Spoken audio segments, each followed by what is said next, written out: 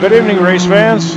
This is Marty Wren, broadcasting from the North American Grand Prix Thursday Night GT Series. And we're at Circuit of the Americas in Texas tonight. And with me is my cohort in crime here, John Watson. How you doing, John? Doing well, Marty. Glad to be back here in Austin, Tejas. At a proper modern racetrack, it has to be said. Everybody who's driven this track, both professionally and in our world, have generally found good things to say about it. And this is our second event of our current season, and we're now just a few minutes into qualifying, and guys are just putting up their first timed laps, and we'll see what their sector times are here and how the qualifying session progresses. Yeah, it should be interesting. It's I think a lot of these guys either love the track or they don't like it. I'm not a fan, although the only reason is all the runoff areas make it kind of ugly. It reminds me of Paul Ricard or something, or some of these tiltodromes. But I think if this track was actually laid out in the woods or in the countryside somewhere, people would love it. Oh, John, you're just old school. Yeah, I guess. Well, I think that's the fundamental point. Is these modern, newer, more modern racing circuits are set up for safety, and that does take some of the character out of them with the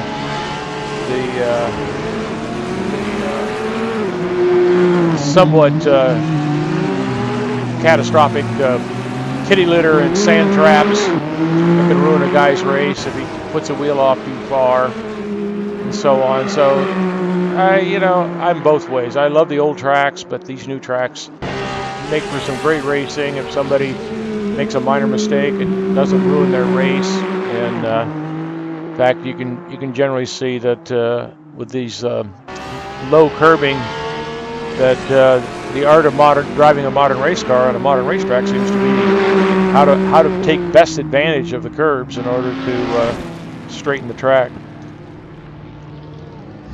Yeah, well said. Yeah, the runoff areas, I mean, even Spa, now in the last 20 years has got a lot of runoff areas, but it still hangs on to a lot of that classic look with the trees and the guardrails and stuff. This one was designed with all these to begin with, but it is a nice, fun track to race on. I just wish I wish it was grass out there instead of the concrete. It would make it a whole lot pretty. True. And I guess it has to be said that, at least for those of us in the virtual racing world, there's nothing like the thrill of potential virtual death in some of these old school tracks. They're yeah. I mean, I have to say, especially the old Spa track is just positively terrifying to drive at speed. Yeah, I got good memories of that old track. You and I finishing 2 and 3. That's right. You almost ran me down. Yep, that was great. Yeah, we were among the survivors in that event. It was the first time we've run that. I think we're going to run it again this year with the Monday night 312 Ferrari Formula One cars. Yeah, I think you're right. Should be a ball. You guys got to tune in for that one. So, what do we got here? We've got David Poole looking pretty good tonight. Carrying 40 kilos for winning last week, though. Our last race 2 weeks ago. This is one of his favorite tracks.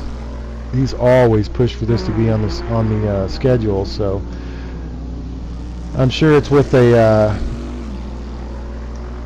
he's probably a little bit peeved that it just happened to turn out that he's carrying 40 kilos for this race, because I think he would dominate this track as much as he likes it. So still look for him. 40 kilos, red in the Porsche.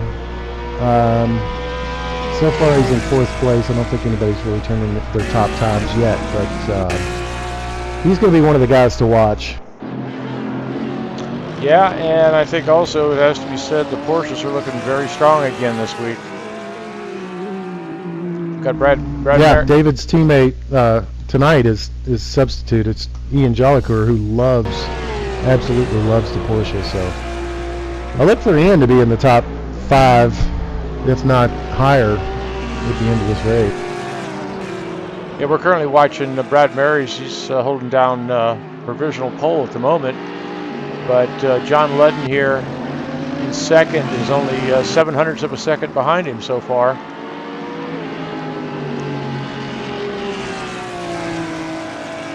And third, Kevin Kirkbride is posting some very good sector times. If he gets this third sector right, he'll be on provisional pole. He's green in the first 2 sectors here.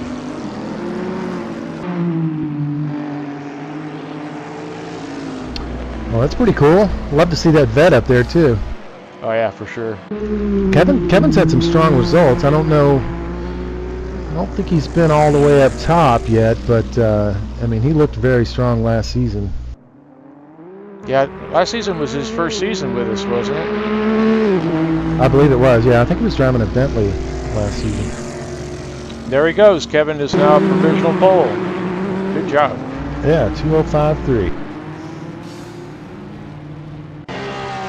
Looks like Brad Merys, who got pushed down to second, is not done. He is even in the second sector here. So if he can improve in the third, he'll take it back. Coming out of the last turn. I would not be surprised. To the start-finish line here, and he does it. Yep, takes it by 10. A 2:05.1 or 2:05.2.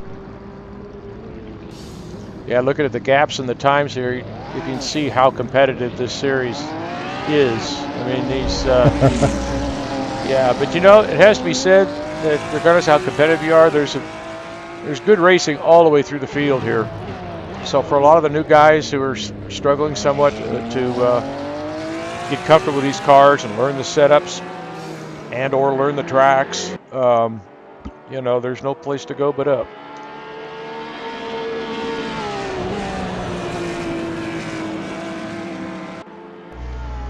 Yeah, getting comfortable in that car, especially is it might take a few races for some of these guys to just really, really hone it in and get completely comfortable with the feel of the car, because they are all different. So looks like these Porsche guys got a head start though.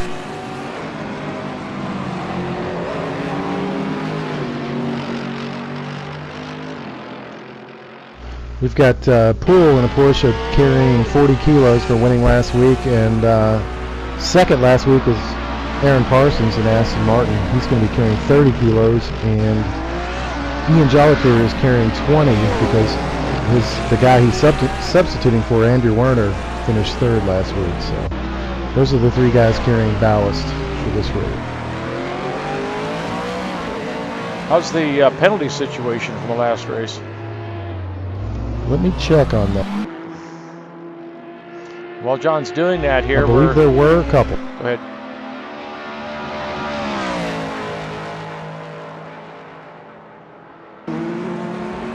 Yeah, well, while John's doing that, we're watching Aaron Parsons here in the Aston Martin. Looks like he was a little late getting out in the qualifying here. He's considerably off the pace here in 17th position. So with that success ballast, he'll be struggling toward the front anyway, but I think we can expect some improvement there. All right, Marty, we got 2 no quals from last week. One is Ronnie Nunez, and the second one is Sam Rolfe. And we've got a few carrying ballast. Jesse Olsen looks like he's carrying 20 kilos for some penalties last week, a couple of minor contacts, and then we had some warnings, but I'm not going to bore you with the warnings, but Jesse's carrying some weight, and Sam and Ronnie Nunez have no quals.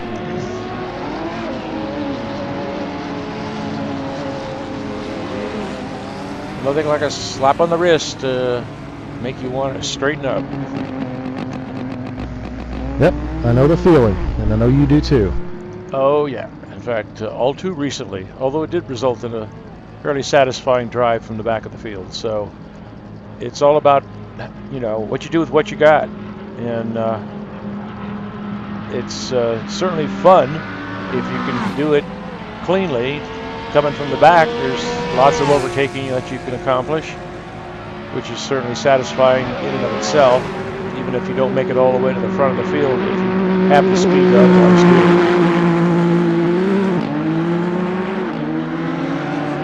Yeah, these races are long enough. They tend to kind of bring out the natural finishes. Even if a guy had a penalty and he starts in the back, most of these guys, if they were one of the front runners, they're going to end up in the top 5 anyway. We're just going to make it a little bit more exciting. Yeah, if you run a clean race and avoid damage to your car and mistakes that lose you time, like you say, you'll eventually, by the end of the race, you'll be back up to probably just about where you would have been running if you qualified, according to your potential. Yeah, exactly. I'm one of the mid-pack runners. Last Monday, I qualified 10th and ran kind of a perfect race, no major mistakes, and I finished 11th. So it's kind of just right where I started, pretty much. Yeah, and that's had a great time, though. Yeah, and that's the whole point, is the satisfaction of knowing that you did a good event and got the most potential that you had on that particular race, and then look for improvement and make some changes, get creative, think outside the box, whatever it takes to go faster. That's right. I'm watching Bjorn right now. He's only half a second off of pole time. Be good to see Bjorn up there in the top 10. Especially in qualifying. He's not one of the best qualifiers. He's kind of like me. He's had some good finishes, but I don't think he's had that many good qualifying efforts. Or at least way up in the top 10 or top. Let's drop back a bit.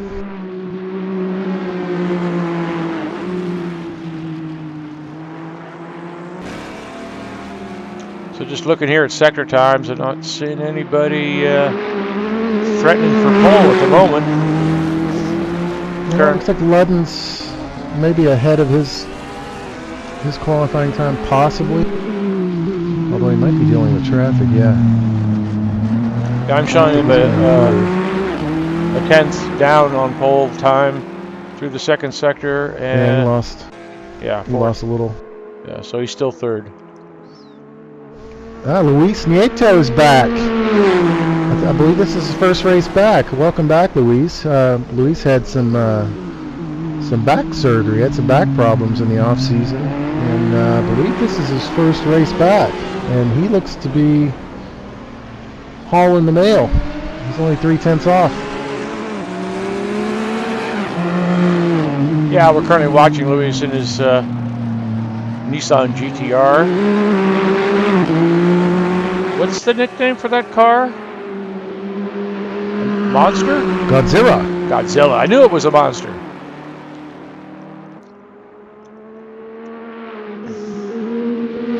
Certainly a formidable looking machine.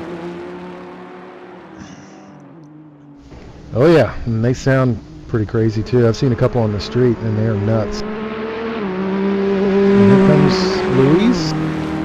He's going to stay in 10th. Looks like John Ludden's gone green in his first sector.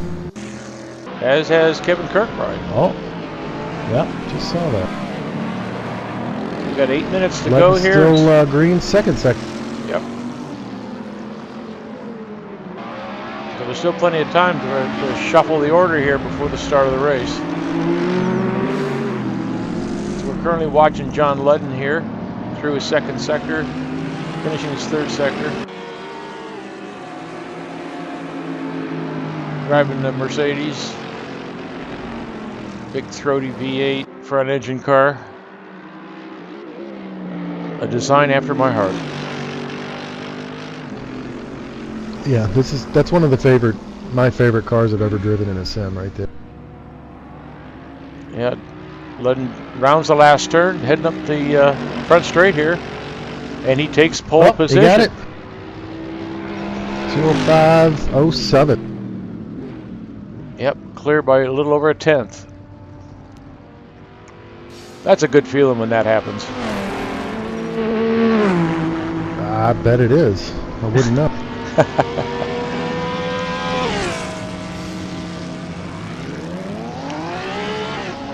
Looks like we didn't really catch Peter Sabo's lap or Adamson's lap, but they're running currently 5th and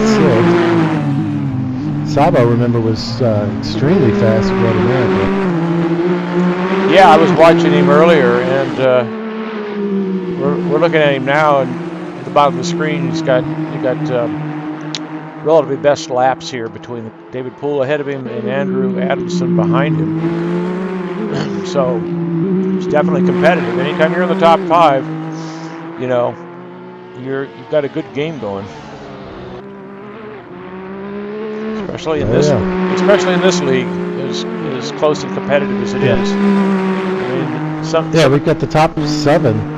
Top 7 are within a half a second, and I mean that's after 125 seconds within a half a second of each other. That's pretty impressive.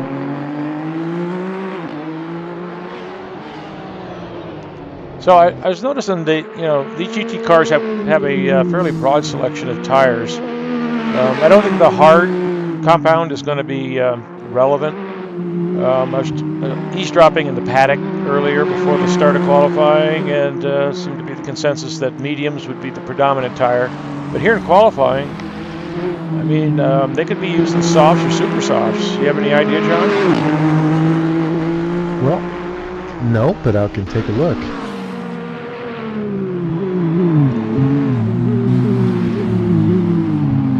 Currently, well, it's a good mixture.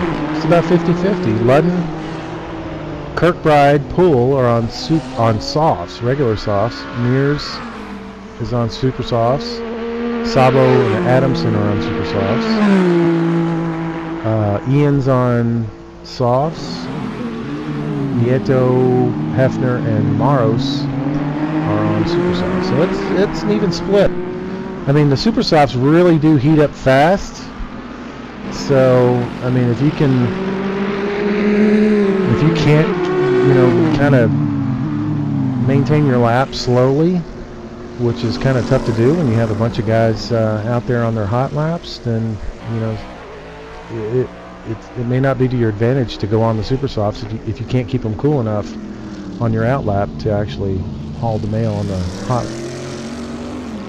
Yeah, so that they don't give up at the end of your time lap. Yeah, it's currently about 50-50. I mean, this is one of the longer tracks. There's about 18-20 turns.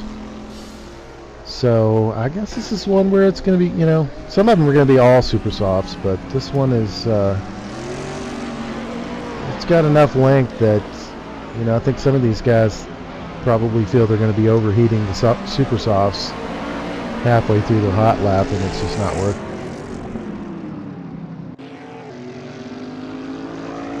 Yeah, and I suspect it might make for some interesting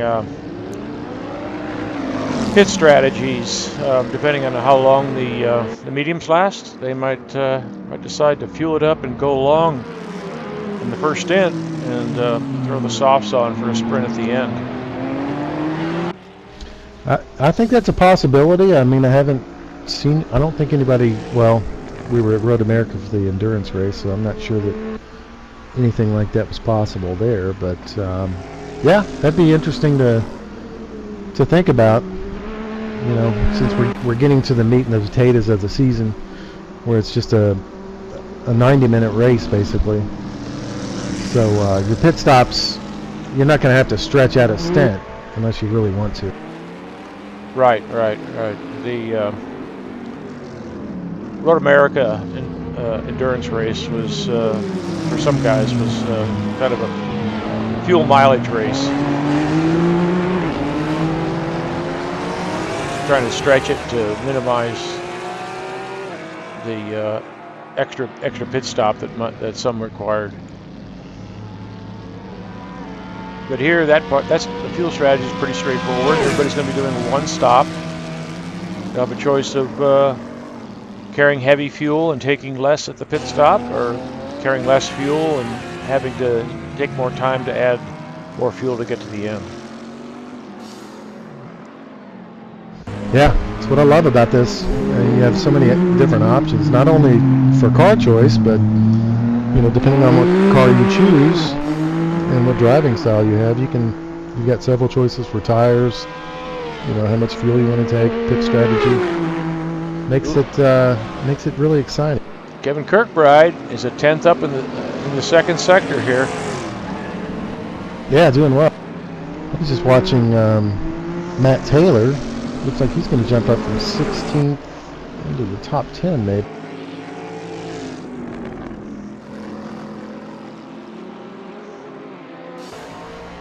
Taylor's driving one of the GTRs.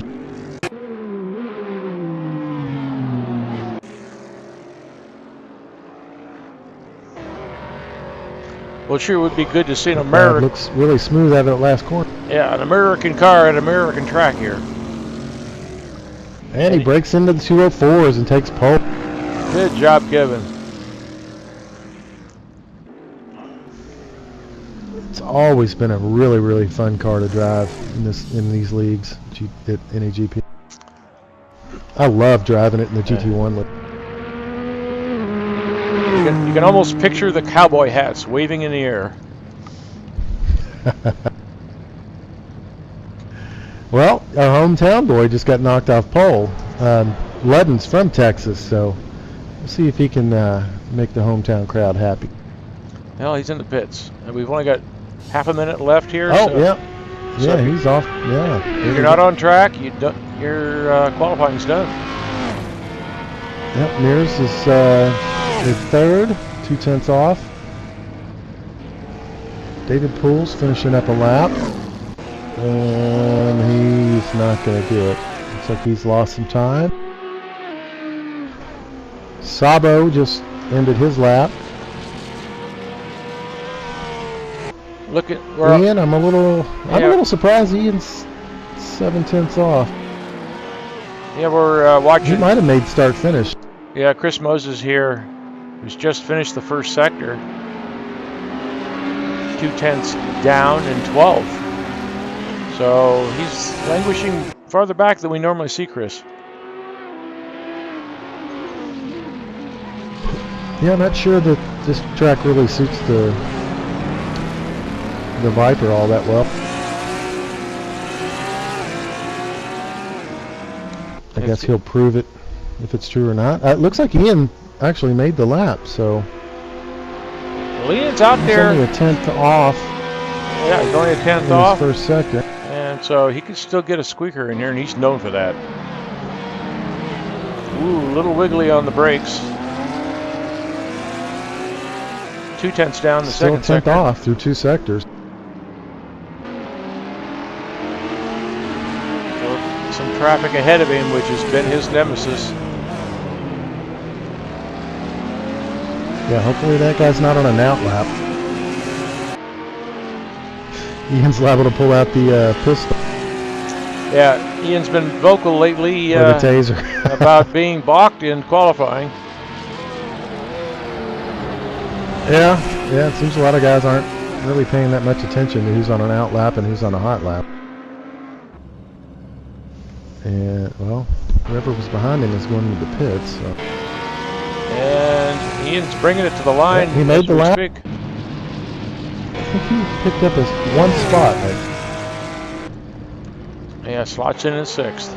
Moses Moses finished in 11th, and there you have it.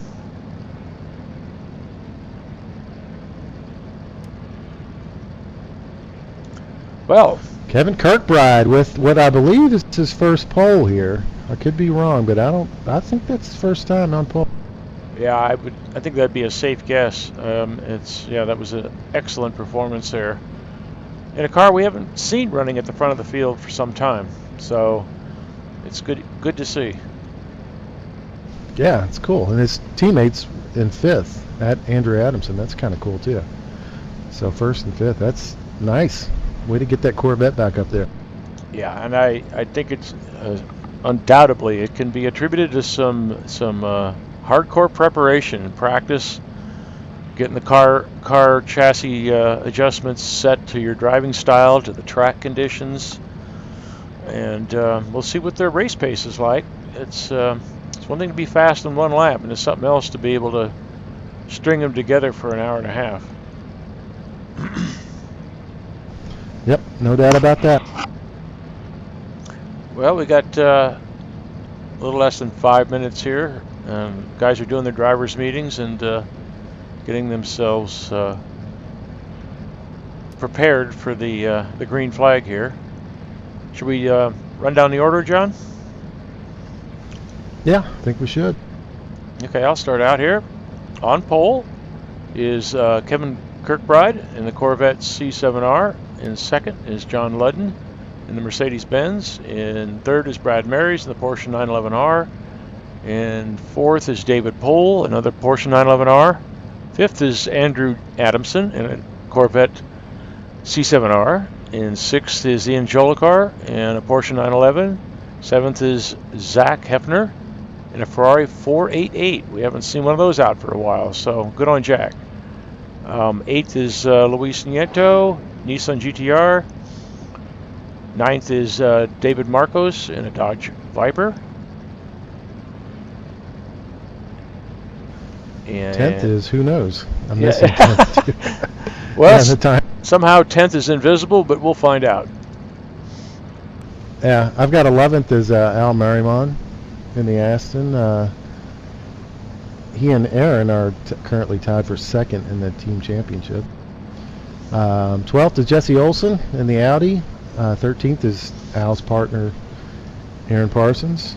14th, John McIntyre in the 911. Pretty good qualifying there for John. 15th, Matt Taylor in the Nissan. 16th, Dan Thorpe in the McLaren. 17th, Iggy Chiordia in the Aston. 18th, David Zahn in the Vet.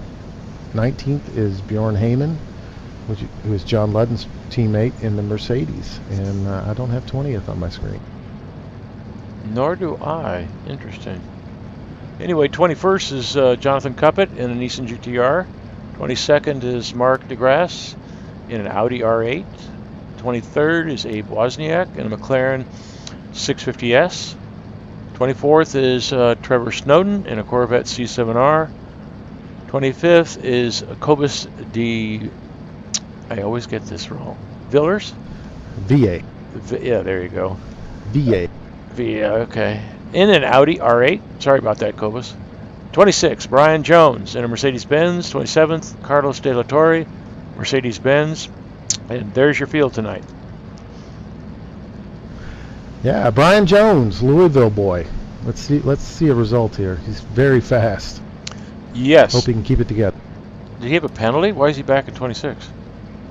Nope, no penalty. Not sure why he's back there, but he's a quick guy. So see if he can represent my home state of Kentucky. Woohoo! I'm looking at tire choices here as I wander up and down the grid. And Chris Moses in a Dodge Viper on Super Softs. No, that's a ruse. Yeah, he's still doing the. He must be leading the tire or the drivers meeting. Oh, that's right. So everybody else is on medium. He'll make his tire change here at the very last minute. Hopefully for him, yeah, he remembers. Yeah, Chris usually has got his act together. Oh, we got our top 10 back. Looks like Who were we missing? David Marcos, Dodge Viper. Maros? Maros. I don't know who we skipped, but sorry we had to skip you because we didn't see you. And Bjorn Heyman in 20th. The Mercedes-Benz. Yep. A little surprised at Bjorn. He had some first couple sectors a lot better than that, so see if he can move up the pack. I'm sure he will. Well, be watching from the back. Brian Jones, Kobus, been pretty darn quick last season. Yeah, when Abe Wozniak, the Woz, he was quick last week. Cuppett's always quick. Okay, lights are up.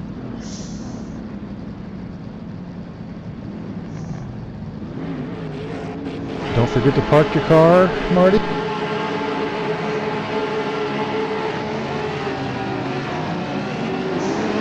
And they are off.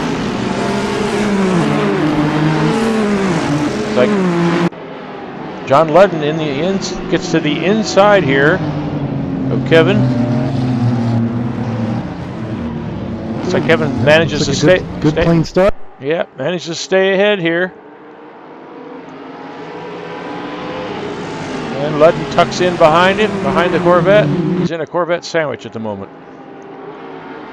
Andrew Adamson. A couple spinner. Yeah, Andrew Adamson in third. Yeah, what do you see through the field there, John? DeGraw and Jones and Iggy all had a little trouble at that first time. And maybe Cuppet, but they're all going. I don't see too much damage. Looks like Matt Taylor's Nissan's got some rear end damage.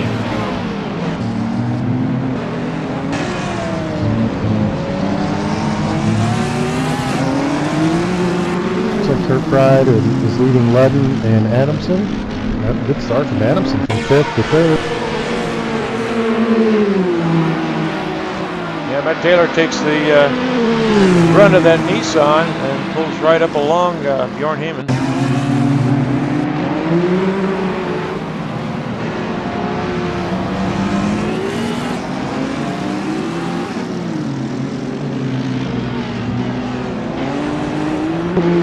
Ludden's pressuring the heck out of Kirkbride.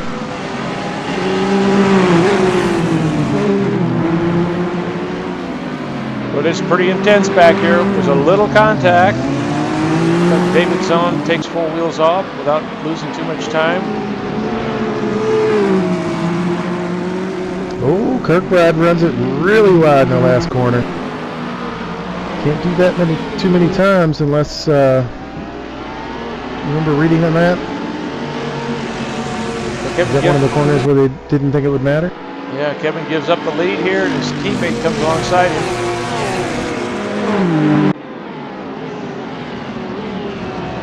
Oh! And looks like Adamson looks like got in there, and I don't think Ludden knew he was on that apex.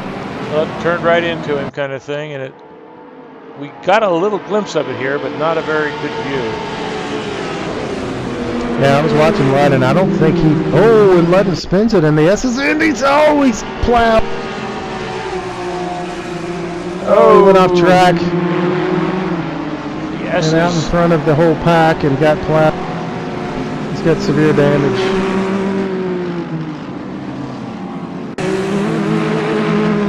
Oh, there was a Ferrari. That was a Ferrari of Hefner that got into it. Come back on here. Looks like he's cutting the course here. He's got a lot of damage. He's probably going to try to limp that car back. He realizes he cannot drive this. Yeah, he's going to have to pit. Oh, that's unfortunate. I think maybe that just a little bit of a damage he got at turn 1 threw him off a little bit, and he caught one of those curbs in the S's. It looked like he was the victim of the melee, but it was very difficult to see. We'll have to leave that for the replay. I think there were some innocent bystanders that got clobbered. I think John was out wide going into turn 1, but I don't think he realized that Corvette was going to be at the apex when he turned in. That's kind of what it looked like to me too. So in the meantime, Kevin Kirkbride. I think that's one of those iffy issues there. I mean, it's kind of a racing thing. I'm not sure he could even know that car was going to be there. Well, Turn 1 is a very wide entrance and very off camber. If you don't get the car turned in just right, you're just going for a long slide. And if someone behind you gets it right, gets a nose turned in, and you don't see him coming, that's what happens. So David Poole inherits second place. Brad Merys in third. Ian Jolicoeur is up to fourth. Luis Nieto in fifth. Peter Sabo in sixth. Al Behrman seventh. And Jesse Olsen in eighth. David Morrows in ninth. And Bjorn Heyman in 10th. Yeah, nice. There we go. Bjorn, way to go. Yeah, he was, I'm sure there were some winners and certainly were some losers in that little kerfuffle. Yeah, I think Bjorn started 20th, 18th or 20th. Way to go.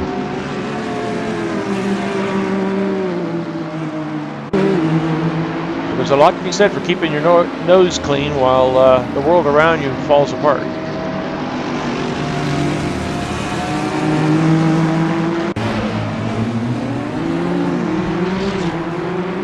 Yeah, Bjorn's got Chris Moses behind him, John McIntyre behind him. All in a fight over that 10th position. Oh, in the background I see a melee.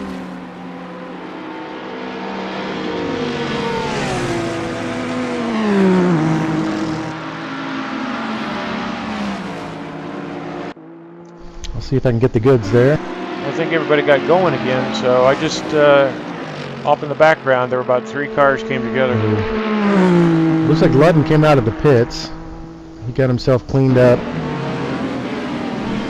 Meanwhile, Adamson, oh boy, from 5th, Adamson is down to 26th. Hefner is in 27th, coming out of the pits. And this car actually still looks very damaged. Oh boy, I don't think they fixed it on this pit stop. Yeah, Jonathan Cuppett looks to be struggling in a very beat up Nissan. He's right in 24th at the moment. I don't know what he's gonna stop and get those repairs and sacrifice the time. There's still a lot of racing left to go here. We're only into our 4th lap. Anyway, back up front. Kevin Kirkbride continues to lead, and about a second behind David Poole.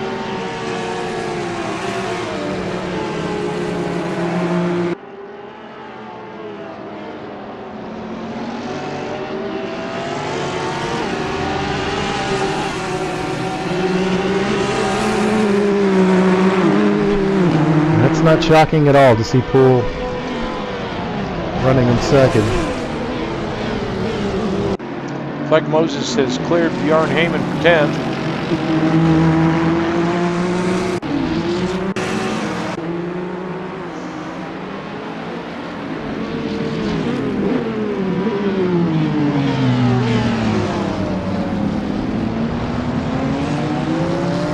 And David Zahn's Corvette is taking a beating back here. There's a lot of very wrinkled cars all throughout the field here, so some of them are probably just going to give up some performance, struggle onto the pit stop, and get those repairs done, and try to make up as much as possible here in the second stint.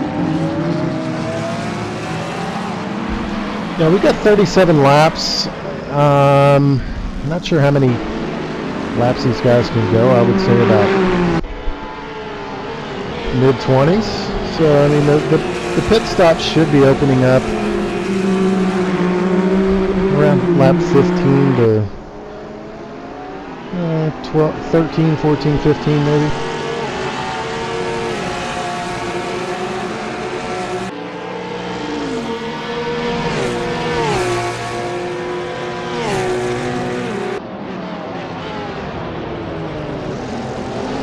So things are pretty tight there from second, third place.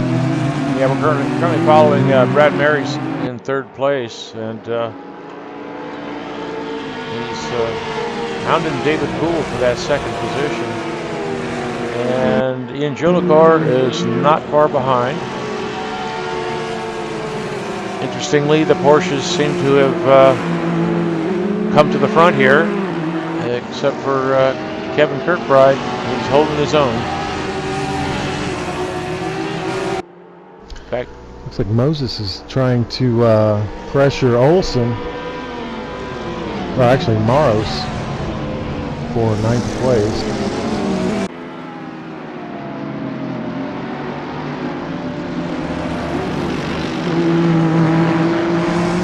Looks like he's going to make the pass. Or not, maybe. but Bjorn Heyman down inside Chris Moses. And Moses goes wide, and Bjorn takes that position. Good job, Bjorn. Yep. I think we're on the wrong. I'm looking at. Oh, maybe you're right. I'm looking at Merys. Yeah, Bjorn's defending here, and Moses goes very, very long on the powers, goes wide again. Oh, there we go. On the outside, Bjorn hangs on to that. Meanwhile, Matt Taylor has got a front row seat to all this action, and behind him, John McIntyre, a somewhat beat up Porsche, enjoying the show in front of him. Ooh.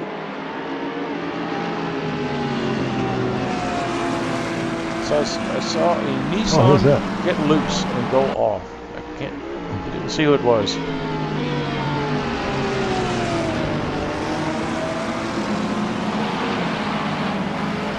That was Matt Taylor. Right. He's got some damage. He's back on track.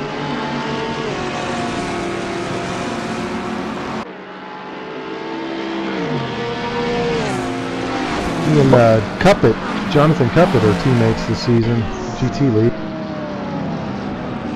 So those couple offs for Chris Moses really cost him. He's slipped back a couple positions to 12th behind John McIntyre. A lot of us got to meet Cuppet and Taylor last season when they went to the Rolex 24 down in Daytona. So that was pretty cool.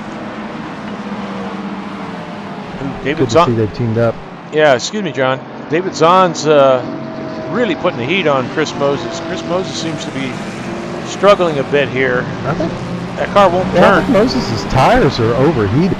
Yeah, that car won't turn. So he's lost another place. Aaron Parsons sneaks by. Moses. Moses is on the Super Softs. Oh, the poor guy forgot to change his tires. Oh, no. If he's on the Super Softs, he's probably on low fuel, too. Well, it slaps. Oh, no. That's what I thought when I saw him sliding around. He had to be on Super Softs. Oh, my gosh. Makes sense now. Yeah, well, we're on lap 6. If he didn't fuel up, he's got to be pitting soon anyway if he's on qualifying fuel. Yeah, even if he's not, he's on qualifying tires, so he's done. He's a sit and duck out here. Abe Wozniak in the McLaren now is lining him up. Yep, the Woz is going to make short time of this guy on his bubbling tires.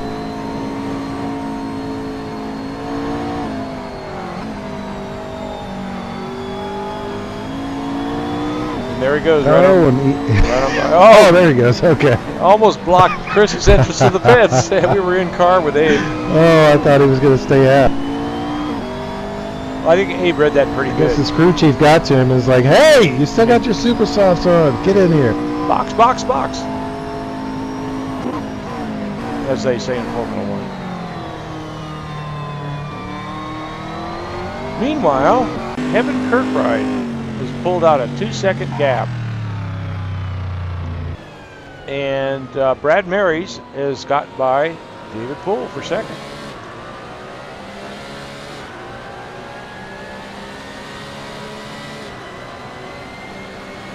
So while we're being entertained by all this action through the field here, we missed that change for second place. But Brad can see Kevin up ahead. It's holding pretty steady at 2 seconds, so it looks like Kevin's got himself a car that can maintain pace here. Yeah, it looks like the 40 kilos on David's started to take its toll. Oh yeah, for sure. Even, you know, David puts in more laps than probably anybody in the whole league, but even that can't overcome 40 kilos. So, you know, yeah, it's called still running top 3. That's excellent. You can't cheat the laws of physics. Yep, or can you? Well, I think the laws of physics are going to be changed here pretty soon, according to the M drive from NASA. But that's for another channel. Okay, that was over my head. We'll have to. Yeah, you can look that up after tonight's broadcast. It rings a bell, but I couldn't bring up the data. So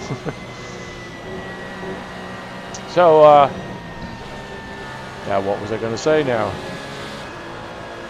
Oh, John, are you? It's like Nieto's right on Jolly Cooler's butt. Oh, you're right. So we're in car with we're in car with Luis right now. Yeah, you should probably do a lap or two from that end car to get the lay of the land on this track. It's got a really neat layout. Luis goes wide and does the over and under coming off the straightaway. Yeah, I think he'll get the push on this straightaway. Well, he had a little wiggle trying to get the power down, so he had some wheel spin, but yeah, he's got the grunt. He appears to be going right on by. But yep, Ian's not going to be easy. Yeah, Ian takes These guys have raced side by side a lot. Takes that Porsche in very deep and keeps that position.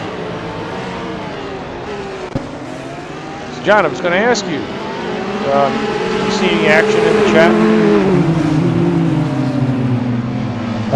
Let me have a look.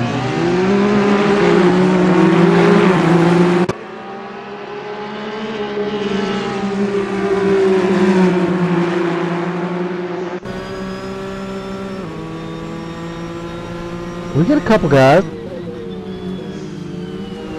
We got Jake in Globe Spot.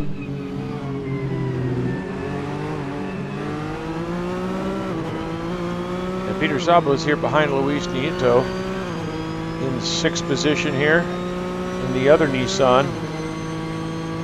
So let's take a lap around with Peter so you get a feel for the layout on this track. This is turn 1. This is what I was talking about. It'll really catch you off guard if you don't know there's a guy coming alongside. And this is the entrance to the famous S's. These are very fast, very tricky.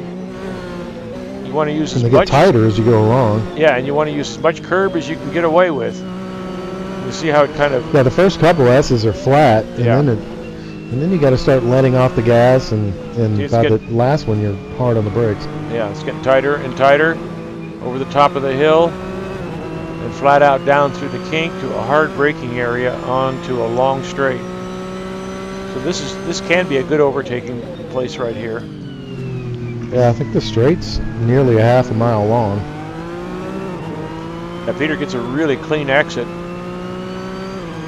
Looks like Luis ahead of him and the other Nissan is really struggling with wheel spin out of these slow turns. And it's enabling Ian Jolicoeur in the Porsche 911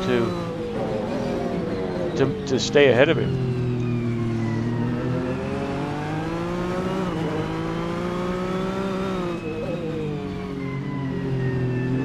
And you can see these turns are slightly banked. They give you confidence, and then you've got a switch back here into a heavy decreasing radius hairpin. And boy, if you don't get that turn in right, it's a lot of time lost. high-speed sweepers here. Downforce plays a big role. Car has to be really well balanced. And 2 right-handers onto the main straight. Pit entrance is on the left. This is the last turn. Should be watching these guys. I saw a couple more go wide on that last turn, or second to last turn, and I know that they've only got they've only got 4 gifts basically going wide or cutting a turn on each specific turn. Once you've gone wide or cut a turn your 5th time, you are getting a 1-lap penalty. Yeah, that could be very disheartening to find out after the race that they've slapped an extra lap on you because you've gone over the limit of allowed cuts. Yep. It's happened it happened to David Poole, I think, at least once for a victory, maybe twice. Ooh, I know it's happened to me. We got a tight one here. Aaron Parsons chasing down John McIntyre for 10th.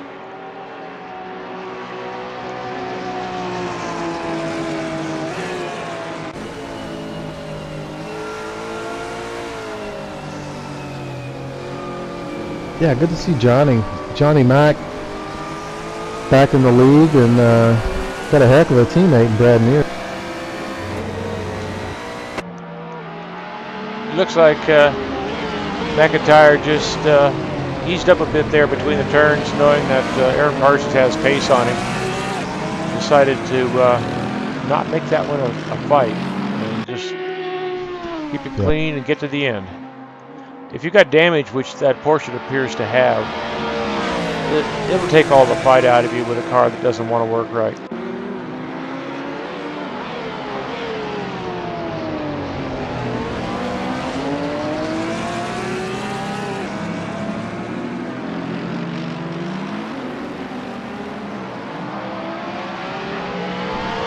Speaking of damage, I'm looking at Chris Moses is back on pace with medium tires finally, so oh boy, I think we cursed him and talking about him in qualifying or during the drivers' meeting.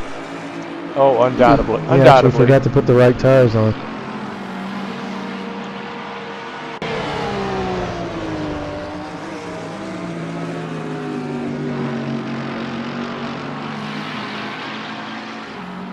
Yeah, Chris is one of the lead administrators here at NAGP. He's been racing a long time, one of the most experienced and multi-champion drivers in the league, so it's very unusual to see him apparently botch one as bad as he has tonight. Yep, and that was not any kind of strategy. He wasn't trying to gain into positions at the beginning. He just basically forgot to switch the tires after qualifying. Yeah, the super soft tires. Those super softs will not. They don't gain you anything. They're only good for qualifying if you can make them work.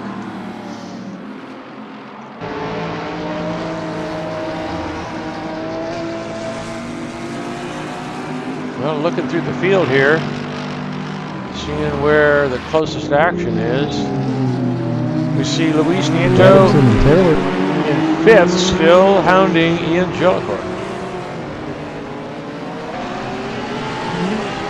Looks like Adamson's going to get Taylor. Taylor's got still got aero damage.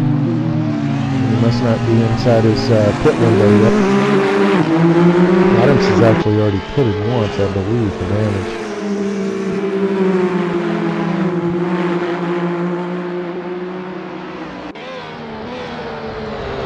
Well, it's certainly obvious from the dynamics of Nieto's Nissan. He's wringing everything he can out of that car, and it's all he can do just to maintain position here ahead of Peter and keep Ian in sight.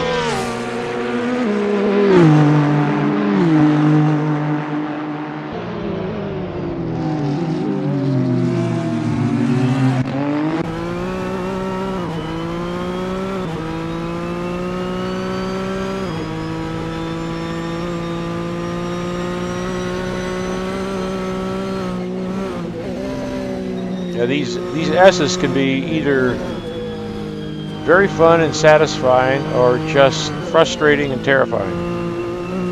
If you got your car working right and you've done your homework, it's a good thing. If not, not so much. Yeah, I don't think I'd actually figure them out. They were just more of a pain to me than anything else.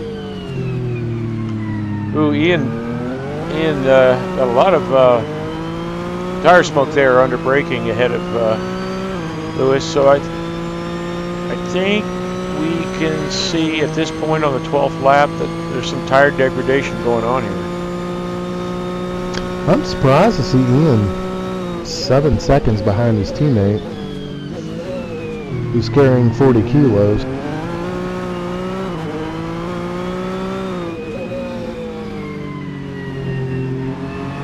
Maybe his teammate ordered Ian to hold up the rest of the pack. That must be a team strategy. No, Ian's usually, it takes him a few, even if he shows up without any practice, it takes him a few laps, but he can get the hang of any course. And I think he likes this track a whole lot. You think he It's might surprising. be back there. doing a Lewis Hamilton and backing up his competition? Well, you know what? If anybody would do that, it's Ian, because he's such a Hamilton fan. There you go. That's probably what he's doing. He's just running slow to keep everybody behind him.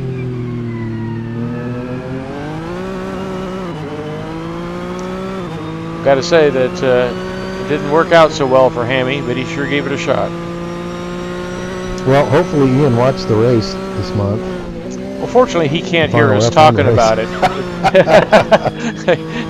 He is. We'll have to tell him after the race that we had F1 spoiler. Yeah, he better not watch the replay of the broadcast. We can have Al put that disclaimer in the above the link to the broadcast replay. Yeah, warning, Formula One spoiler.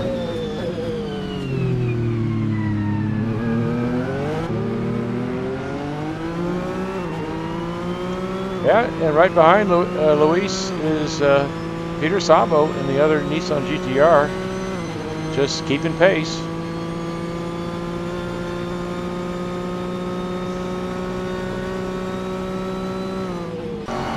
Ooh, I'm looking down here at 12th, and we've got Bjorn Heyman with Dan Thorpe all over him.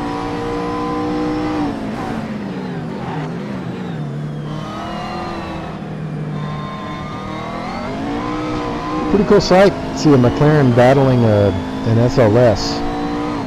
Yeah, two completely different animals.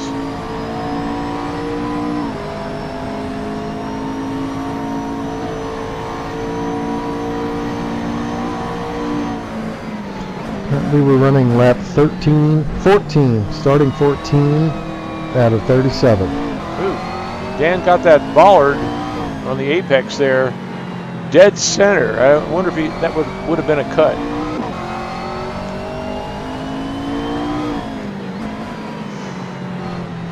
Well, as long as there's a curb out there, I don't think so. Apparently, virtual bollards But I wasn't watching. do not incur damage.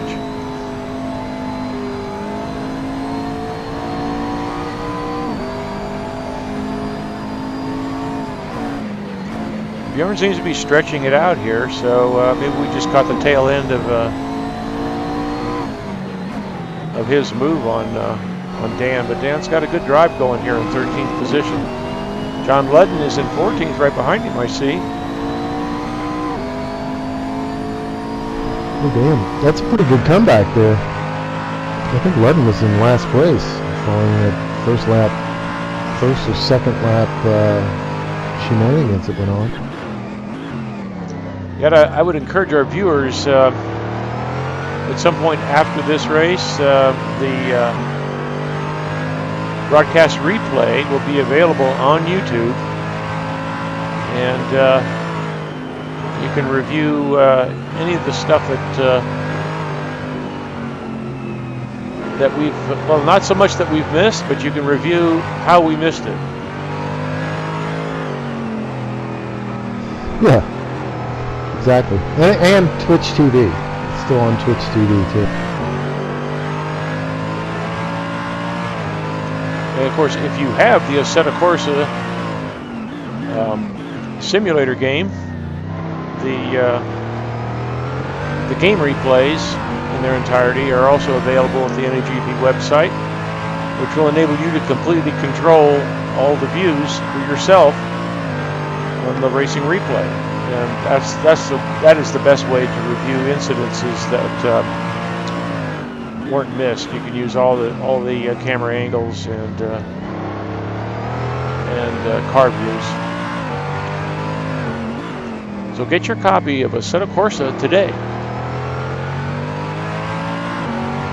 Yeah, you know, if you're watching this and you don't have Assetto Corsa, well, I don't know what to say to you.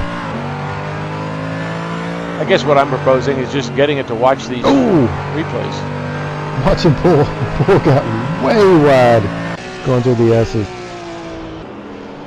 Maybe he was talking on his phone or something.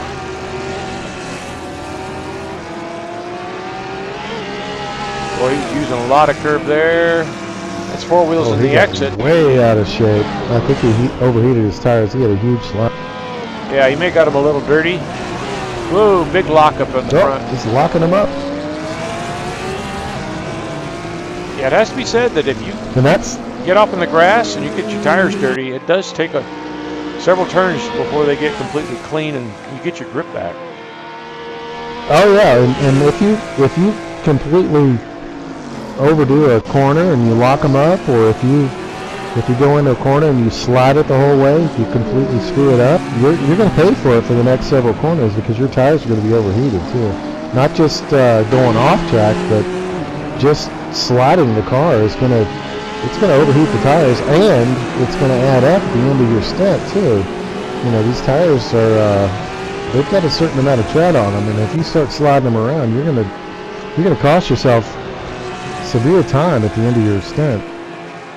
Well, part of that tire degradation is, especially if you overdrive the tires or they're not operating in their ideal temperature range, is what they call a graining effect, which is where the rubber just simply moves around to create kind of a wavy surface, which reduces the flatness of the surface of the tread and therefore the amount of grip that's available to you. So yeah, if you don't respect the tires, they will not perform for you.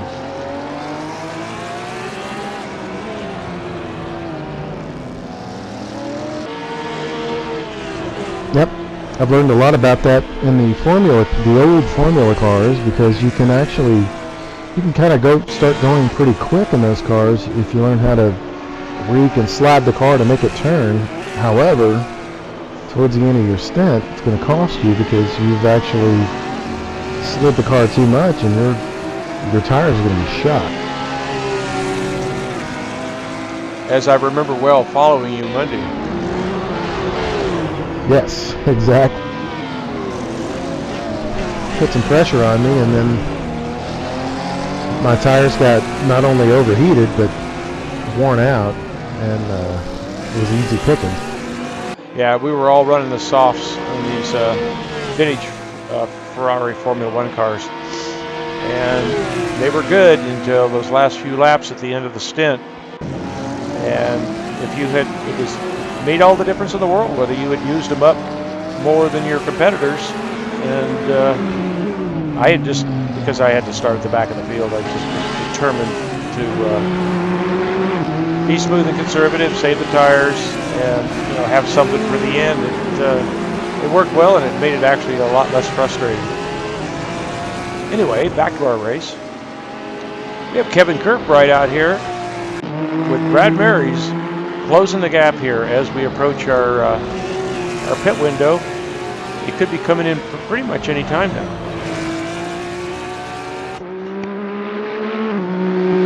See Dan Thorpe and Heyman having a pretty good battle too, back for 13.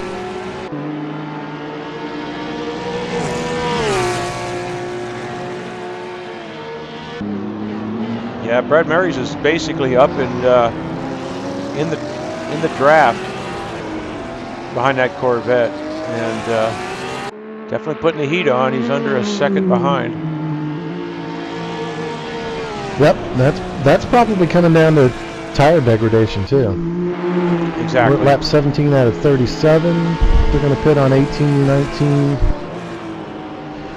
And I bet that Porsche handles it's probably got better rear tires than that Corvette at the moment. Got all that weight on the rear tires, it's probably not spinning them near as much. And the Corvette, you know, that big front engine, rear wheel drive is going to spin the tires a little bit coming out of the corner. Kevin locks an inside wheel and still makes the apex. That's some excellent car control. That's the reason why he's running at the front. He's even though Brad seems to be reeling him in very, very slowly. Yep. He's definitely on. Well, we're going to have to see too. Fuel mileage is going to play a big part in this pit stop too. I mean, generally, they are you would think the Corvette gets worse mileage. That would be my guess. Than that flat six Porsche, but we don't know how much fuel they took at the start too. Exactly. Oh, and we had a GTR off the track. It's like Cuppet or Taylor. It was Taylor.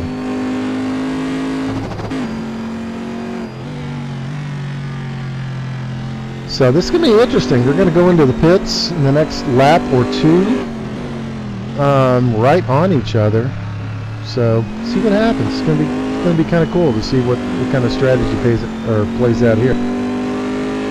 Yeah, they've stayed out for lap 18 here.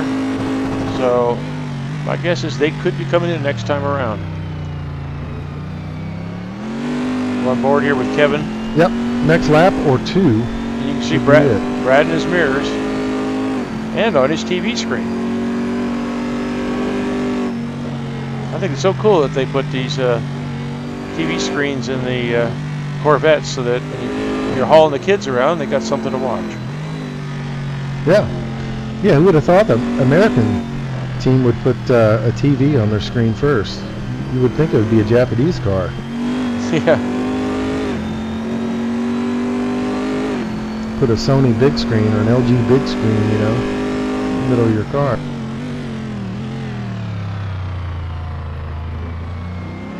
Well, that gap is pretty well stabilized here at the moment between Kevin and Brad for first place. That charge that Brad was making didn't seem to materialize. So I think Brad's probably he's going to wait to see what happens here in the pit stops. Yeah, I think Kevin might have overheated his tires or something, and just let Brad, you know, gain just that little bit.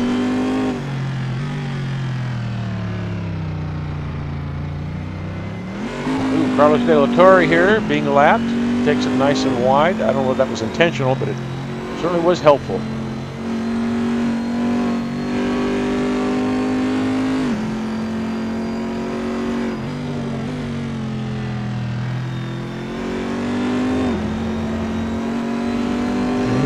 They stay out one more lap.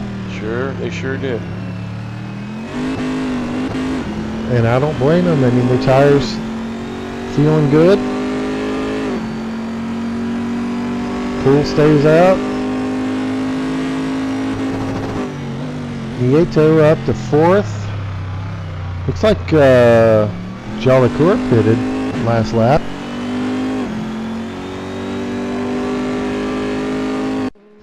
Ian's one that I know for a fact likes to try to jump people in the pits. He likes the short pit.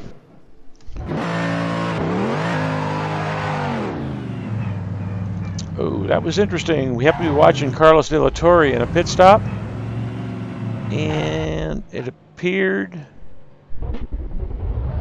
there's an argument over pit space here between him and a few other cars.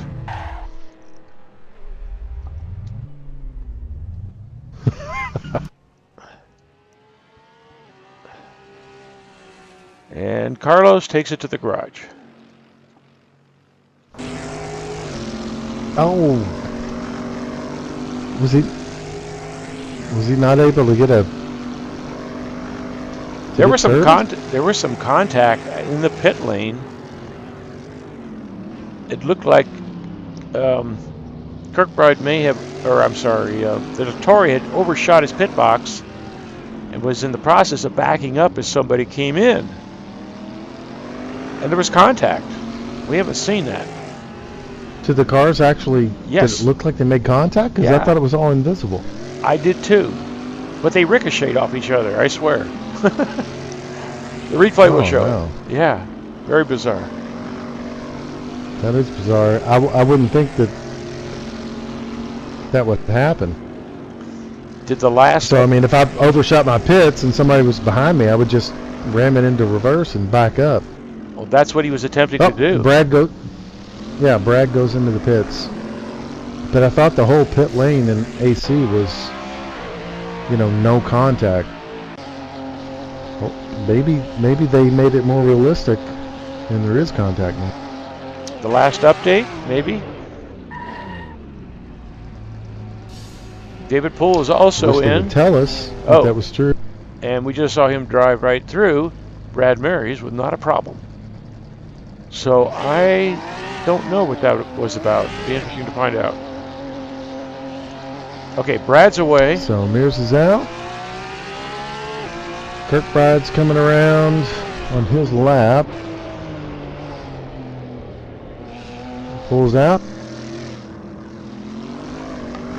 Looks like Jolicoeur is going to come out in third. Holy crap. And that's typical Ian undershooting somebody. Well, Brad Merys could be pulling the same thing on Kevin here, depending on Kevin's in-lap. So we're watching Kevin currently leading still.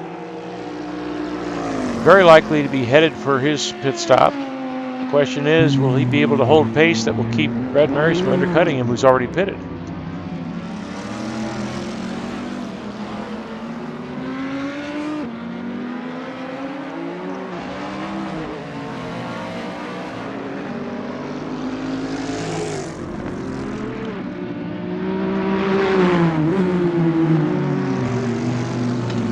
We see a lot of pitting going on here. The blue marker in the running order is an indication of a driver in the pit.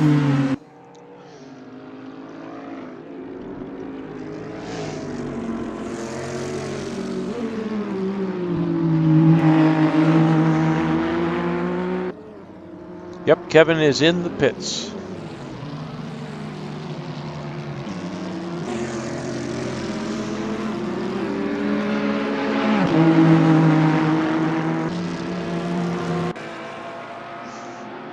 So we're monitoring Brad Merys approaching the end of the lap here to see if he's going to be able to do the undercut here and take over the lead. Brad is on the main straight. Kevin is rolling. Yep, Kevin's coming out. It's going to be close.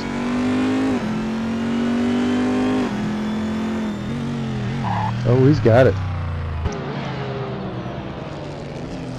Although, it's going to take about a lap for those tires to get where he wants them. Yeah, that was quite an accomplishment, I've got to say. For Kevin to maintain that pace on that last in-lap and still keep Brad Merys on fresher tires from overtaking him. We do use the tire warmers in the pits, but still, it takes a little bit to get them comfortable. Well, it's a lot better than when you don't have tire warmers, let me tell you. Your outlap on ambient temperature tires is pretty slippy slidey. That's a technical term.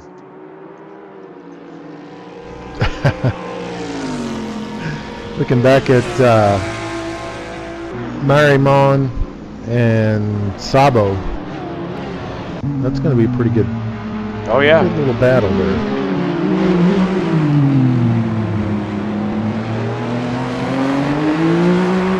Sabo with the white. Does he got white walls? Somebody else was asking that earlier. He's pimping. He's got white walls on the Nissan. Well, you know the Japanese. Oh, they kinda Louisville. Brian Jones disconnected. Damn it. What are you doing, Brian?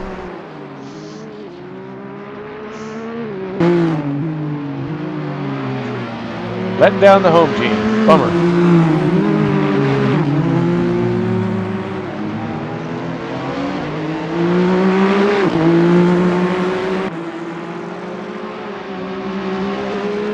Well, we'll try to keep an eye on that race for the lead here while we step down through the field and see if we can catch some of the action, some of the fun that some of these other guys are having.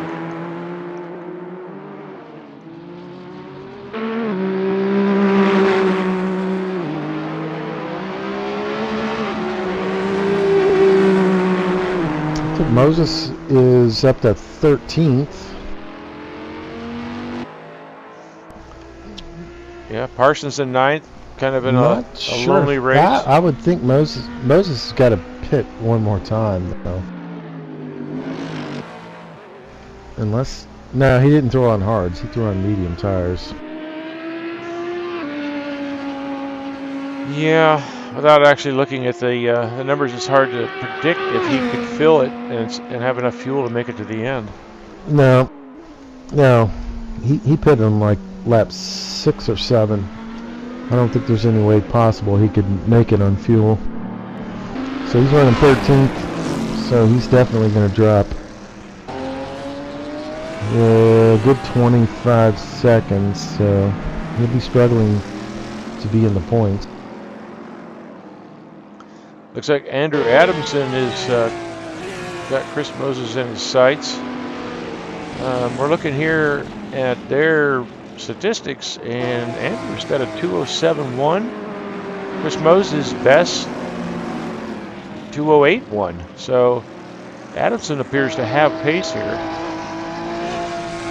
Oh, and Peter Sabo just passed Merymon for 6th place.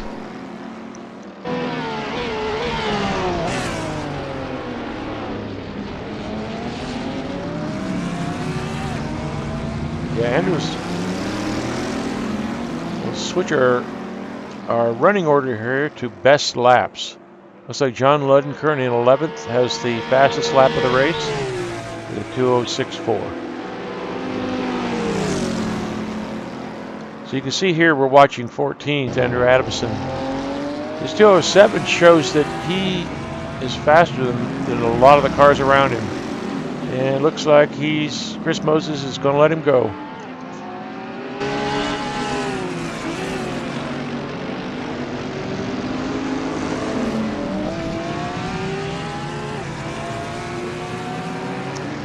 So I've got to say, the Corvettes are looking pretty good tonight.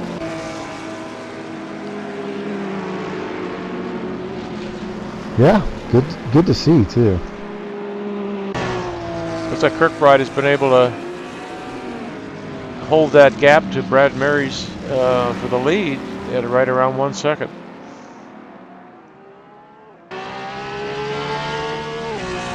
Which is not really comfortable, but it's not imminent, shall we say. Yeah, but I think the gap was a whole lot bigger in the first stint when Brad actually caught right up to Kevin, you know, probably maintaining the tires. So I think we're going to have a heck of a battle here in about 10 laps or so. We're on 23 out of 37.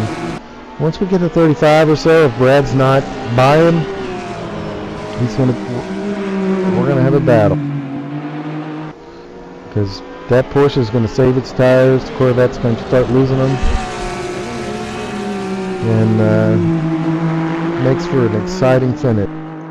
Well,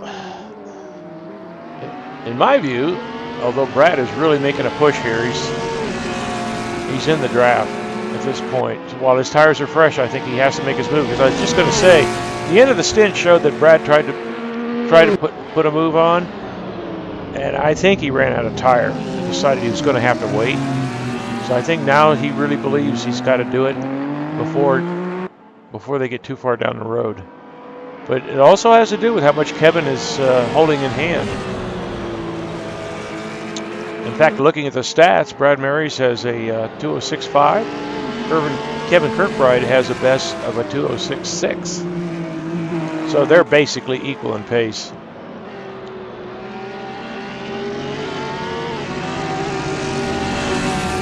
Yeah, I think Brad, Kirkbride was in the lead for the whole race, and Brad came from 6, 7, 8 seconds back in the first stint. I think he's he can probably wear it out.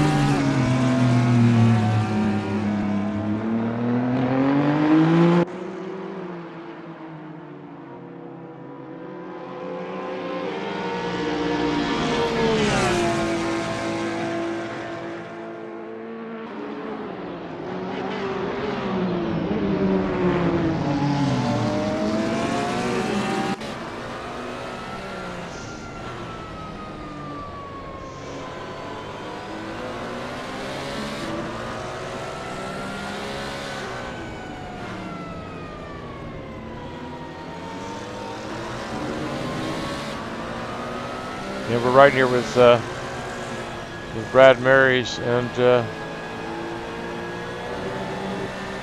I think Kevin knows he's there, but he knows what he has to do and just keep doing what he's been doing.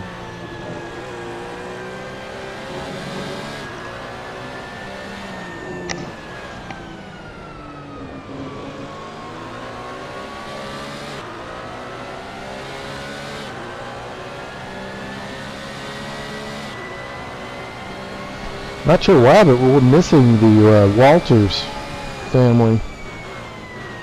Alex and his dad, Martin, are not here tonight. Alex had last week's race in hand before he disconnected. Yeah, you're right. But neither of those guys are here.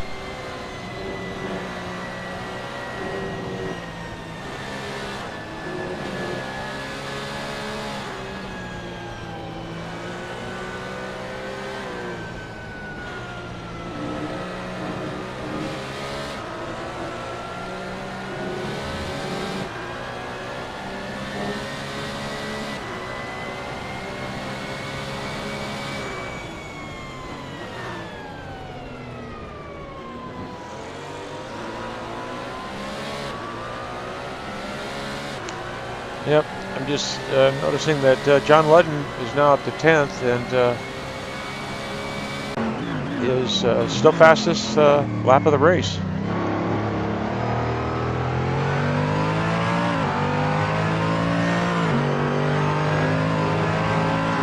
That was unfortunate that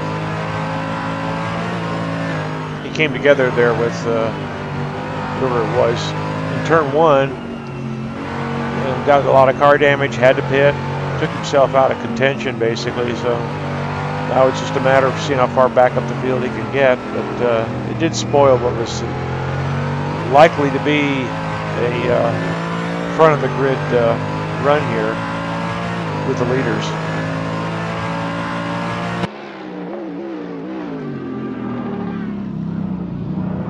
Yeah, it is home state track.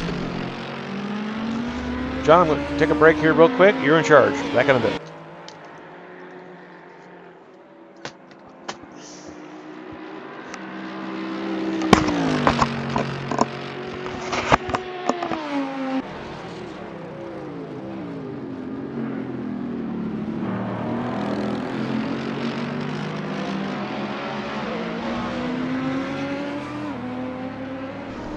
So let me go down the list.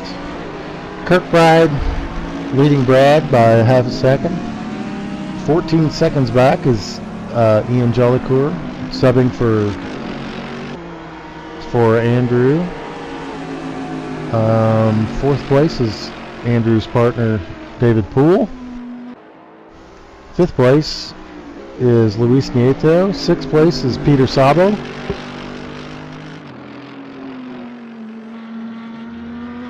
Seventh is Al Merymon.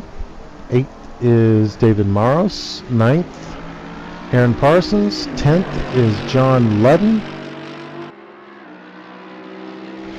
In 11th is Jesse Olson. 8th is Andrew Adamson. 9th is Johnny McIntyre. That was 13th. 14th is Chris Moses. 15th is Bjorn Heyman. 16th, Iggy Chiordia. 17th, Mark DeGraw. 18th, Matt Taylor. 19th is Dan Thorpe.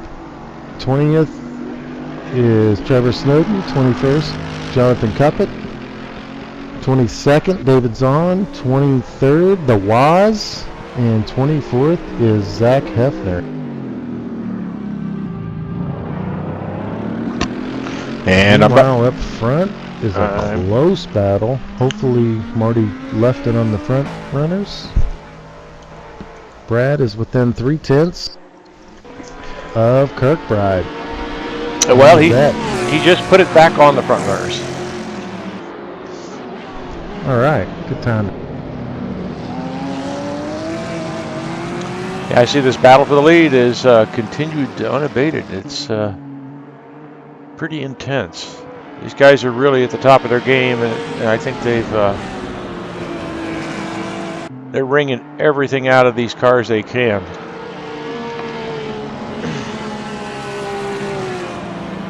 Without using up too much of what they got, knowing how far they got to go. We're on lap 27, got another 10 laps to go here. Anything can happen.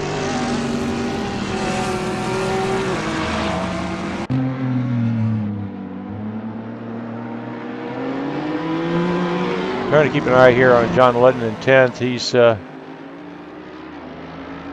his pace. He's got Aaron Parsons ahead of him, and he's brought it down to about 6 seconds. At this pace, I think he's going to have 9th.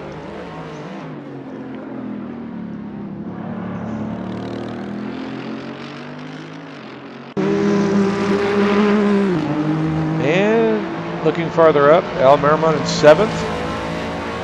Is 4 seconds back of Peter Sabo. Peter's got good pace tonight.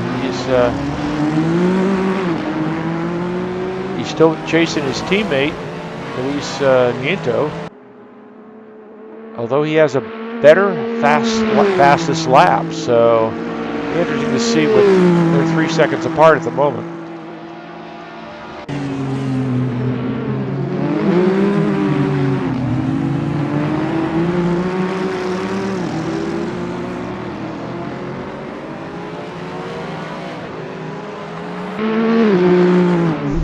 Well, that goes to show you how quick Peter Sabo is, because we know Luis is definitely one of the fastest guys around here.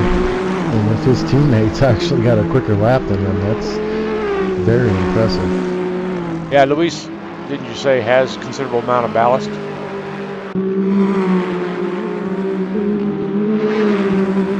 Not to take anything away from Peter. No. Luis got no ballast. Oh, okay. I stand corrected.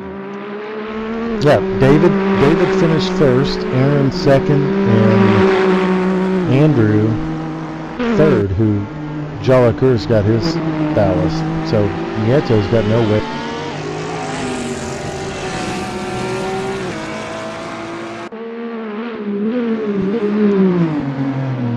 But it's Luis's first. It's his first race back from back surgery, so that's the only thing holding him back. Yeah, it must be all those high G loads from sim racing.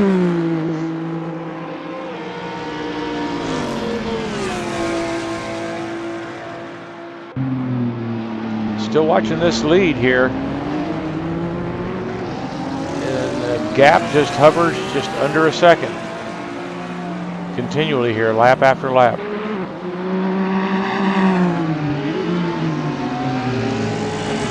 these two guys are trying to get in each other's head, trying to see, you know, who can afford to push it 10 tenths and when should they make their move.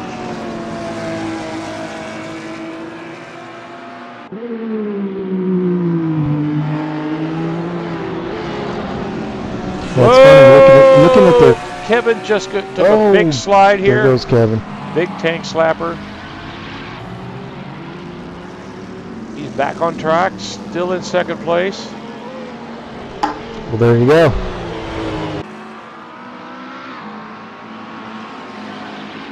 Yeah, I thought he was taking a rather odd line. It was certainly different than what Merys was taking. And it turned out to have been a slide into the marbles, and then it got into a tank slapper, and he just tried to correct it and went off.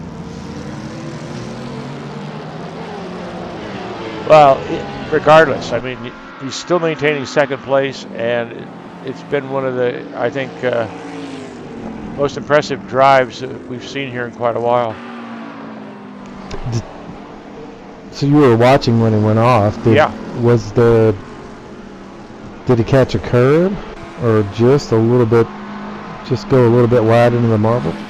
I didn't see the beginning of it because of the camera angle, but I saw that he basically was offline in a big slide, still on track, but it messed him up for the next turn, and he was pretty much, you know, stabbing and steering at that point to keep it on track.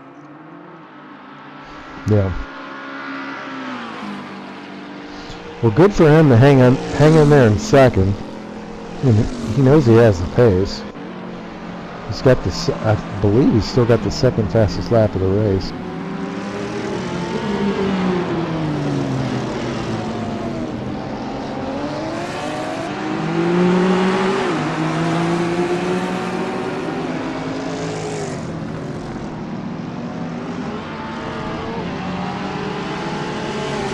In fact, it looks like Kevin turned his best lap just a lap ago at a 2:06.5.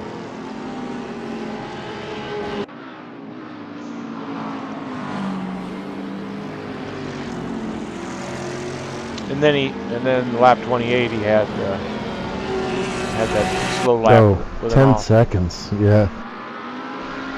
Oh, that's painful. But he had a big enough lead that third place can't catch up with him. Yeah, we're watching third and fourth here, Ian Gillicourt and David Poole, and David's putting the pressure on Ian here.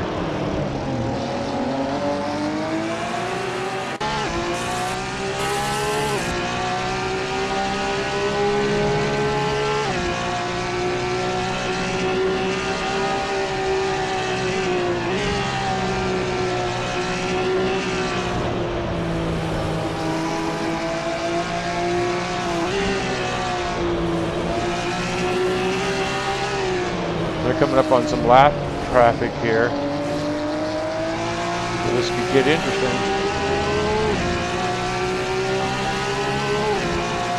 When you're running this close, and you've got to make an unorthodox move around lap traffic. Oh, Trevor Snowden stays nice and wide here. Lets these guys go. Good job.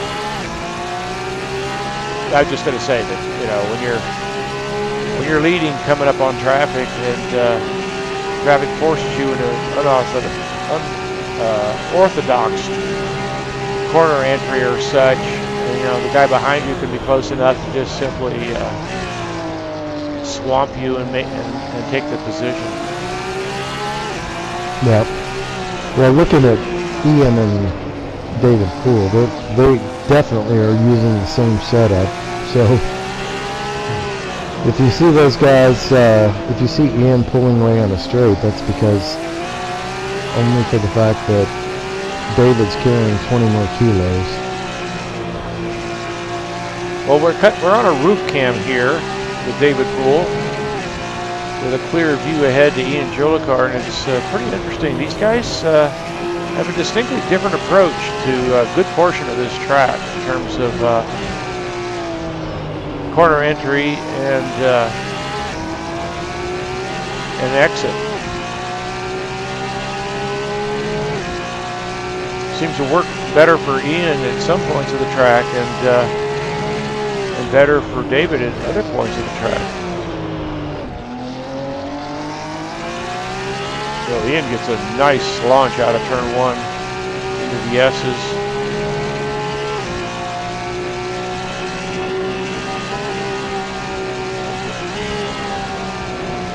Ooh, and then at the end of the S's, David closes it right up here.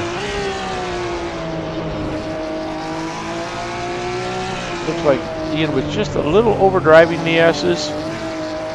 Got into a slide and basically had to wait for the car to gain more grip. And that allowed David to close up a couple car lengths. Well, I remember David talking about this track years ago and how so much he liked it. So he's got it mastered. I don't think Ian's done, maybe a third or a quarter of the laps as David. So, that all has to play into it. David's got tons and tons and tons of experience at this track. Yeah, I'm jumping back here to this battle in 5th and 6th between Luis Neto and his teammate Peter Sabo.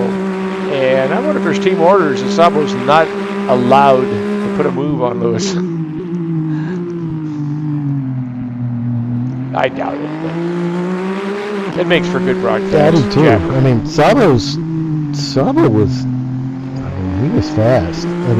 When Luis came in the league, he kind of blew everybody away how fast he was, but Sabo's been pretty damn quick too. No, he's definitely right on pace. That's going to be a hell of a team too. If they have some, if they don't have connection issues or anything like that, they're going to be right there at the end of this season for the team championship. Oh no, I agree. Those are two extremely good drivers.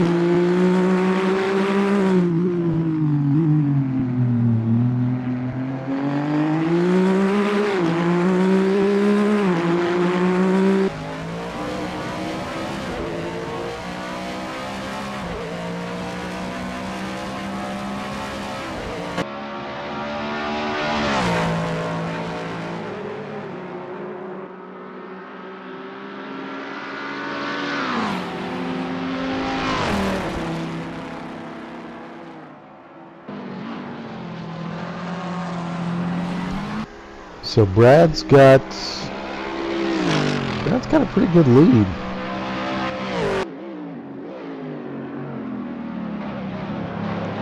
Yeah, and we missed it here, but John Ludden has gotten around Aaron Parsons in 9th place, as somebody predicted.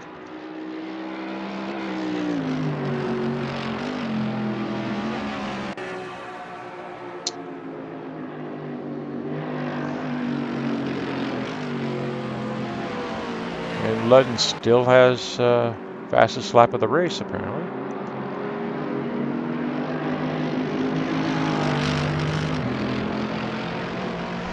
Wow, Brad's up by 12 seconds. So Kirkbride obviously had a big problem, and I think we missed it. I don't think he hit anything, because I saw the off, and I think now he's just realized that with too few laps left, considering how equal their pace was, a 10-second gap just wasn't going to disappear. So yeah. he's got a good gap here. He's got like, it's 4 seconds back to Ian Jolicoeur. So I could forgive him for driving it home to second at this point. Yep. Well, we've got, looks like 5 laps to go. Merys, Kirkbride, Jolicoeur, Poole, Nieto, Sabo, Merymon, Maros, Ludden, Parsons, Adamson, Olson, McIntyre, Moses, and Heyman. That's your top 15.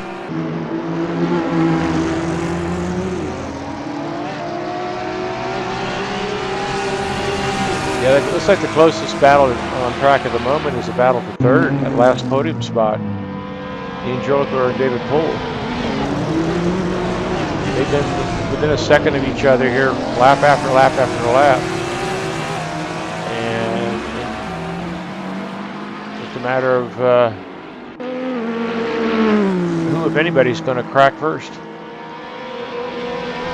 Yeah, I think, you know, Ian's subbing for David's team, so he's not going to hold him up too much, but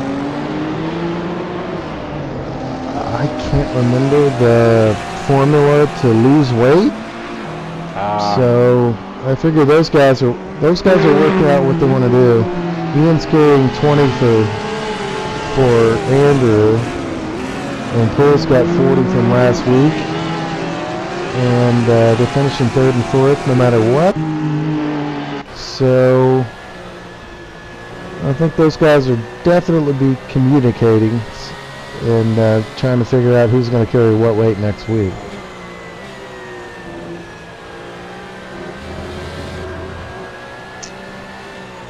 Well, if not, they ought to be.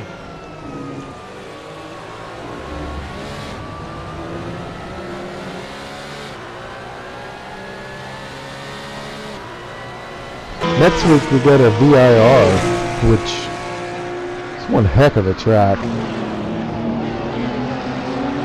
Yeah. That's another one of David Poole's favorites, I think. Yeah, that's a very different kind of track. It's somewhat older. It's narrower. It's got some vicious characteristics to it. Whoa, David Poole gets into a big slide here coming through the S's. Looked like he was driving at 11/10 here trying to catch Jolicoeur. And that cost him about a second.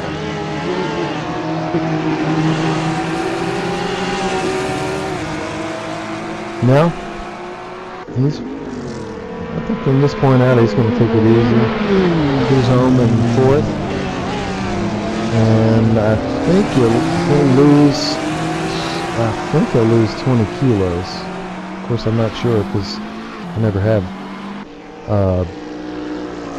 good weight. I've had penalty weight.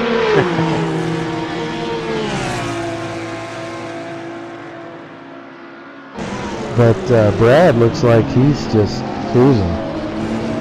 He's got 3 laps to go, 3.5 laps to go, and he's up at 13 seconds.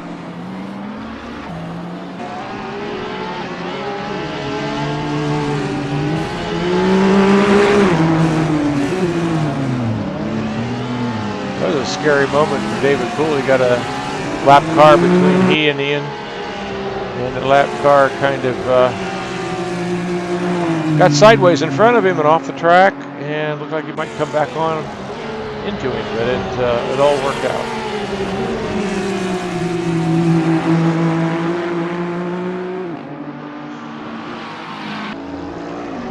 Yep, we got 3 laps to go.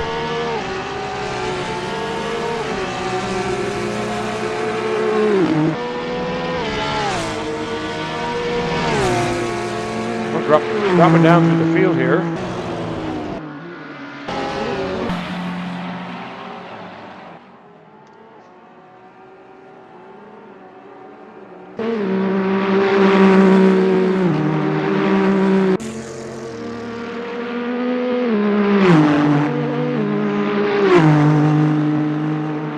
Luis Nito and Peter Sabo are still 5th and 6th. Well, I'm surprised to see Parsons back in 10th. Yeah, I think the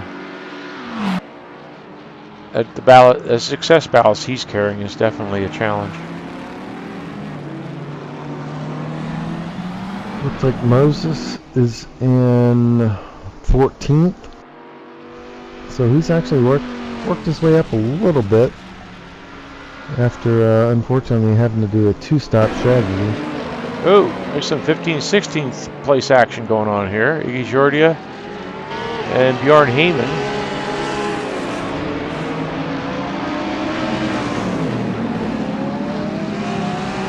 And Mark DeGraw. These guys are all nose to tail here for the 16th position, 15th place. In the closing laps.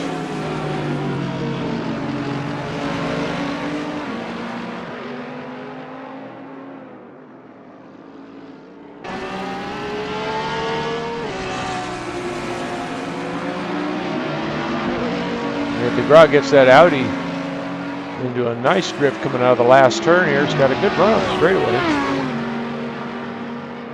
They're all basically in each other's drafts, so anything can happen. Looking at Brad, he's got less than 2 laps to go.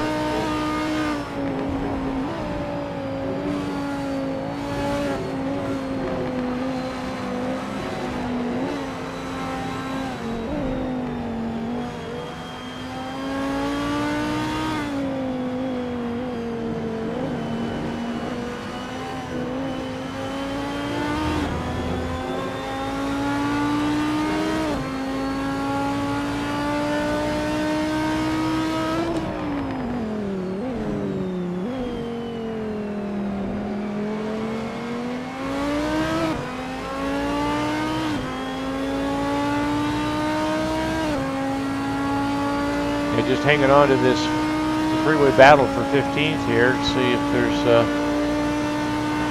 any last minute dive bombs here. You know what they say, there's all fair in love, war, and the last lap. So what do you think about this track, Marty, for the race tonight? How's it led to good or not so good racing? I think it's led to great racing. It's, you know, you've got room to run side by side. You've got, as Kevin Kirkbride demonstrated for us, you've got some safe off-track zones that don't destroy your car or ruin your race. So yeah, for what a modern track is supposed to be, I think Circuit of the Americas is pretty much shown the way to do it. I agree. I think it's a great course. If you look at it, you know, without looking at the outside of the course, if you can kind of picture it in your mind without all the runoffs, it's a really neat course. But it led to some great racing. It's got a lot of tricky sections. It's got the S's, and it's great for a series that has a lot of cars. I mean, we had like over 30 cars here, so you're going to have a lot of action there. You know, maybe not for Formula One where they only have 22 or whatever. May not be that exciting, but for a series with a whole lot of cars on track, seems to be a good place to have a nice race. Yeah, and if you've watched any of the IMSA multi-class races, I mean, they've got prototypes and GT cars, and you know, they run in, you know, fairly long races, lots of lapping going on. And this track's, I think, well suited for that kind of close racing. It puts on a good show, and that's what motorsports is really all about when all's said and done. Or any sport, for that matter. Any guys out there that go to real races, several of us are going to the IMSA race too. We're going to the start of the season at the Rolex. So, you know, give us a shout. We'll all meet up. Well, we're watching Brad Merys here in the lead on the last lap. Approaching the last turn. Comfortable 13-second gap to second place. Bringing it home. Yep. Way to go, Brad. Nice run. It's been a little while since Brad won, I think. And here comes Kevin Kirkbride in second around the last turn. Lots of lap traffic around him. Way to go, Kevin. His best finish. Ian Jolicoeur closed it up to 2 seconds. Nice third. David Poole right behind him for 4. Poole, way to go. Luis Nieto coming off some surgery to repair some issues with his back. Dos Nissans. And showing his speed. Yeah. He's showing Teammate. Sabo the way to go. Teammates. Right behind him. Good Fifth job, and guys. sixth. Al Merman, round the last turn, coming in 7th. Not too far behind him, David Merys. Yep, David Merys. And guess who's in John 9th? Ludden. Right behind him. And Aaron Parsons coming up in 10th. If he can hold on. And that's Andrew Adamson right behind him. Right on his bumper. Adamson.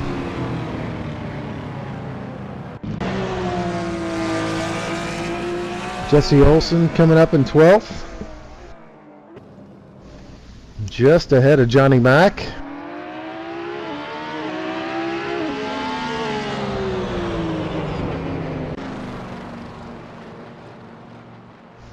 And looks like Moses is in 14th after starting with the super softs, unfortunately.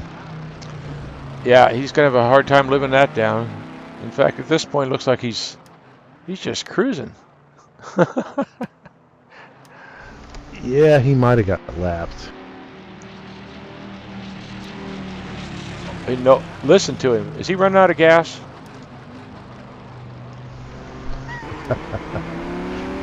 Oh, that would be the icing on the cake, wouldn't it? I'm looking at his dash here. It says 20L. Is that liters of fuel?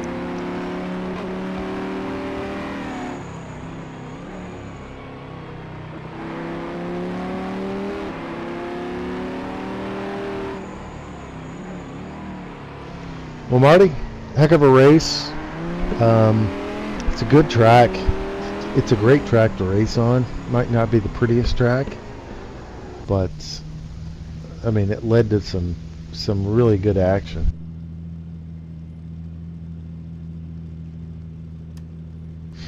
And there's Brad, our winner. Way to go, Brad. Nice run. Woo! Yeah, thanks, guys. Needed that one. That was excellent.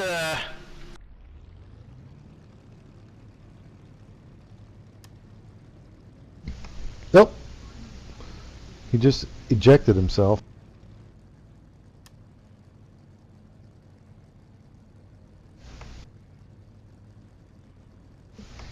I've got you muted, Marty. Oh. I'm sure Brad will be back. Yeah, I was muted. I've been talking to myself here for some time.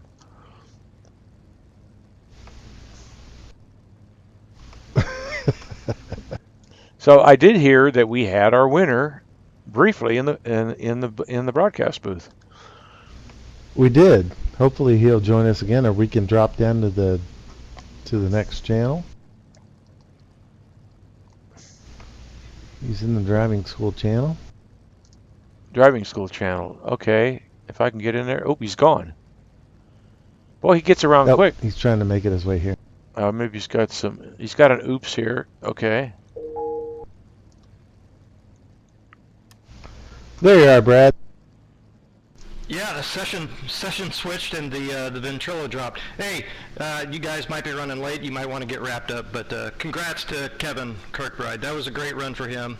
Could have gone either way there at the end. He probably had the win. I mean, I might have had a little overall pace, but not where it counted, and so it was unfortunate. He had a small mistake and got me through there, but congrats to him as well. Well, first off, congrats to you, Brad. Good job. You had a front row seat there. Could you tell what occurred there with Kevin? You know, he seemed to get a little squirrely off the inside of whatever that is, the second to last corner, turn 16 or 15, whichever one it is, and boy, that car just...